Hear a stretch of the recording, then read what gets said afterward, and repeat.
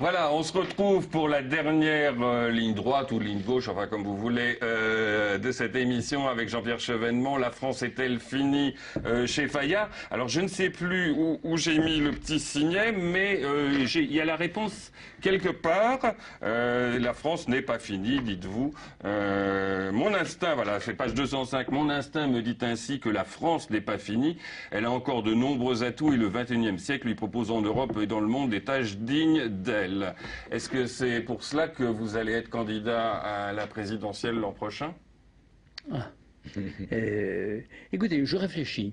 Parce que je pense que la France peut encore jouer un rôle très important de rééquilibrage de l'Europe et que dans le monde, le modèle républicain a de l'avenir. D'ailleurs, vous le voyez, ce qui s'est passé en Tunisie, dans d'autres pays, on sent que les hommes en tant que tels aspirent à la liberté, à la dignité, veulent être considérés comme des êtres humains, entendent participer aux décisions, que toutes ces idées ne sont pas de vieilles idées du passé et que face aux intégrismes dont on nous expliquait qu'ils allaient submerger le monde, face à tous les repliements du communautarisme, etc., l'idéal de la République, l'idéal de la citoyenneté, du débat public, du débat argumenté, à la lumière de la raison naturelle, sans qu'on fasse intervenir des dogmes, des révélations, mais qu'on se considère, quelle que soit la religion, et je n'ai rien contre quelque religion que ce soit, eh bien, cela, je pense, c'est une idée très moderne. Je pense comme Clémenceau, la République est une idée toujours jeune. Oui, il faut revenir aux fondamentaux, quoi, en gros. Il faut revenir aux fondamentaux, et je pense que ça ne sert à rien de croire qu'on va toujours inventer du moderne, le jeunisme, et tout ça, ça ne marche pas. Hein. Ce qu'il faut, c'est avoir des convictions et surtout agir en conformité avec ses convictions. Donc vous étiez candidat, on le rappelait tout à l'heure, au présidentiel en 2002, vous avez fait un peu plus de 5%.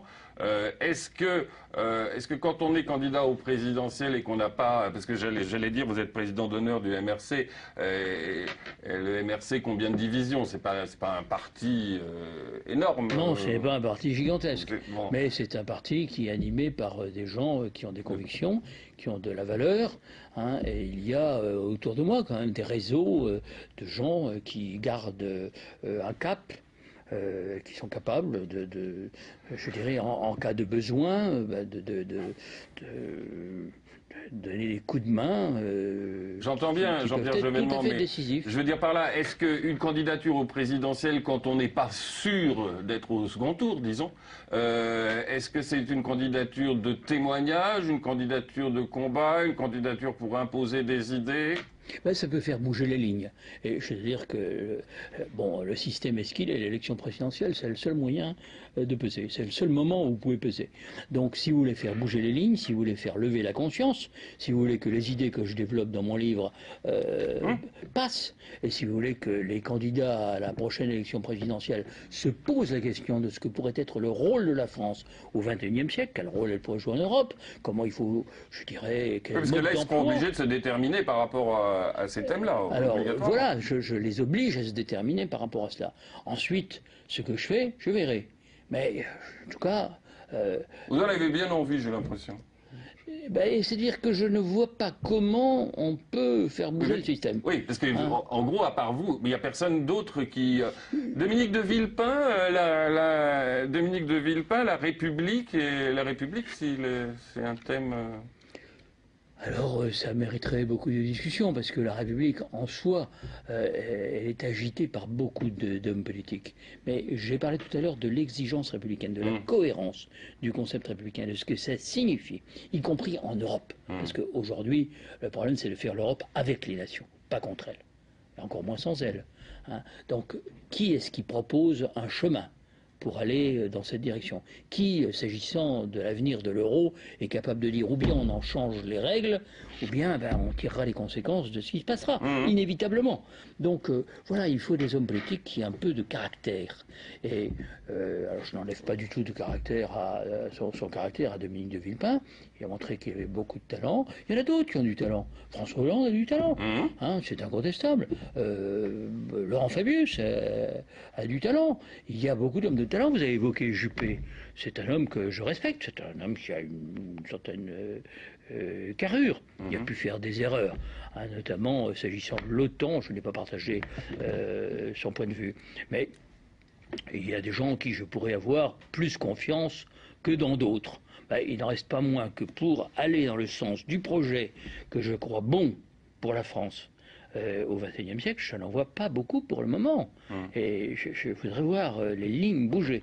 Si vous n'étiez pas candidat, ou bien si vous étiez candidat, mais que par malheur vous ne soyez pas élu président de la République, est-ce que vous accepteriez un portefeuille dans un gouvernement socialiste issu du Parti socialiste d'aujourd'hui? Non, je ne crois pas que ce serait raisonnable. Si je suis candidat, si je suis battu, eh bien voilà, il faut savoir à ce moment-là prendre le recul nécessaire. Hein. Mais si vous ne l'êtes pas et... Vous ne répondez pas à ma question dans le sens dans lequel je vous la pose. Si vous n'êtes pas candidat et que le MRC s'allie comme en 2007 avec le PS, en 2007 vous avez soutenu Ségolène Royal, est-ce que dans ce cas-là, vous accepteriez de rentrer dans un gouvernement dirigé par le président socialiste qui pourrait être Ségolène Royal, qui pourrait être Dominique Strauss-Kahn? Je vous rappelle qu'en 2007, c'est sur la base d'un accord politique. Oui, mais c'est ce que entre le MRC... J'ai soutenu Ségolène Royal. Oui. Pour changer les statuts de la Banque Centrale Européenne, pour modifier déjà l'orientation de l'Europe. À partir de là, je ne vais pas répondre à des questions qui ne se posent pas, ça n'a pas de sens. Et très franchement, j'ai passé l'âge des Marocains ministériels, c'est pas ça qui m'intéresse. Oui, vous n'avez pas envie de démissionner, quoi. En plus, je n'aurais pas envie de démissionner. Et ce serait une triste façon que de terminer ma vie politique, que d'être dans un gouvernement prisonnier de cette image de démissionnaire qui ferait que je ne démissionnerais pas, justement, mais que j'irais jusqu'au bout d'une politique au fond de moi-même, je désapprouverais. Je disais ça pour vous taquiner. Et vous écrivez, cela dit, dans votre livre, y a-t-il à gauche un candidat qui soit à la hauteur du rôle? Donc je vous pose la question que vous vous posez vous-même. Attendez que j'y réponde moi-même. Faites-le ce soir. Eh bien écoutez, pour le moment, je regarde ce qui se passe à l'horizon. Je vous dirais très franchement que quand j'entends Dominique Strauss-Kahn parler d'autorité budgétaire européenne indépendante, sur le modèle de la Banque centrale, ça, il prend pas le chemin. Je me demande, je touche du bois, si c'est du bois, je me dis, mais on est très loin de la démocratie, parce que la démocratie, c'est quand même le vote du budget par le Parlement. Et ça depuis très longtemps. Donc là, on est dans une épure ultra-technocratique. Il y a 2-3 jours dans Libération, Jean-Luc Mélenchon, qui lui est candidat à l'investiture du Front de gauche pour la présidentielle, dit Dominique Strauss-Kahn conduit la gauche à sa perte. C'est ce que vous dites aussi, donc. Je pense que, d'abord, les sondages actuels sont aussi peu fiables que possible. Oui, c'est comme pour Chirac-Balladur, ça. Oui, et puis beaucoup de gens qui votent à droite sont aujourd'hui pour Dominique Strauss-Kahn, ne voteraient pas pour lui, et beaucoup de gens qui sont à gauche ne voteraient pas non plus pour lui. Donc je pense que ces sondages sont vraiment à prendre... Donc qui voterait pour Dominique Strauss-Kahn? Les autres. Mais je pense que s'il ne s'agit que de battre Sarkozy, il y a aussi beaucoup d'autres bons candidats. Mais le problème n'est pas seulement de battre Sarkozy, c'est de proposer au pays une politique réellement alternative. Est-ce que vous pensez que Jean-Luc Mélenchon, la révélation politique de l'année, c'est assez amusant, peut incarner ce véritable changement politique? Son propos est de constituer un pôle de radicalité, un pôle à gauche du PS. Il n'est pas de devancer le candidat du PS. En fait, Jean-Luc Mélenchon ne se pose pas la question du pouvoir. Il se pose la question de l'existence de quelque chose qui dépasserait les frontières stricto sensu du Parti communiste. Bon. Moi, franchement, ça ne m'intéresse pas, c'est pas mon problème. Moi, si je suis candidat, c'est pour être l'homme de la nation. Je resterai fidèle au schéma de 2002. Oui, mais lui, en revanche, est-ce qu'il n'est pas dangereux pour la gauche, lui aussi? Mais pourquoi lui par aussi son comportement. Non, parce qu'on parlait de Strauss-Kahn, qui était... Est-ce qu'il n'est pas dangereux pour la gauche par son comportement, sa manière, son... Moi, je pense qu'il a le droit de porter son projet, ses idées. Un candidat a le droit d'être candidat. Et il ne faut pas déjà se mettre à la place du perdant qui dira « c'est la faute de celui-ci ». Non, c'est toujours le candidat qui est responsable de son score. François Mitterrand, il y avait beaucoup de candidats en 1981. Il y avait Madame Bouchardot pour le PSU, il y avait Crépeau pour le Parti radical, il y avait Marchais pour le PC qui faisait 15%. François Mitterrand était au deuxième tour. Donc le problème pour un candidat, c'est de développer un projet attractif Hein. Et le candidat socialiste en 2002 n'a pas développé un projet suffisamment attractif. Si 11% des ouvriers ont voté pour lui, c'est qu'il y avait quelque chose qui clochait. À mon avis, depuis 83, depuis le tournant libéral, la fameuse parenthèse libérale qui s'est ouverte et ne s'est jamais refermée. Et puis précédemment, c'est bien Jospin qui a perdu, d'après ce que vous dites, les élections. Ben, je pense voilà. oui qu'il faut assumer. Il faut assumer. Avait un peu accusé d'aucun. Oui, mais il faut assumer ses échecs. Moi, je le dis franchement, je n'ai pas vu venir Le Pen, qui faisait 5,9% aux européennes. Donc, je n'ai pas imaginé une seconde que Le Pen pourrait être au deuxième tour. C'est une erreur d'appréciation, mais je ne suis pas le seul. Chirac, elle, si. Bah, paraît-il, oui, mais c'est facile à dire après. Mais sur le moment, personne ne l'a prévu. Hein, et personne ne pouvait le prévoir. Hein. Donc, il faut aussi bien mesurer que je ne portais pas le même projet que le candidat socialiste. Hein, je portais un projet sur l'Europe, sur la sécurité, sur l'école, sur la politique industrielle, était très différent du projet du candidat socialiste. Donc, je réfute totalement ce procès.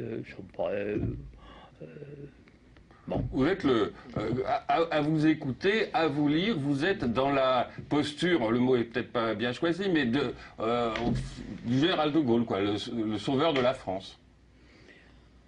Je pense que les Français sont fatigués d'une droite qui leur a fait des promesses qui, évidemment, n'ont pas été tenues, hein, n'en veulent plus. En même temps, savent aussi que la gauche les a fourvoyés. Elle les a entraînés sur une mauvaise route. Donc ils cherchent en effet... une troisième voie ou une autre voie? Une autre voie. Alors le risque, c'est évidemment toujours le risque du Front National. Parce que c'est vrai que par aveuglement, par... Est-ce que vous pensez que Marine Le Pen est plus colère, dangereuse que Jean-Marie Le Pen de ce point de vue-là? Je pense qu'il faut lui porter la contradiction. Je pense qu'il faut...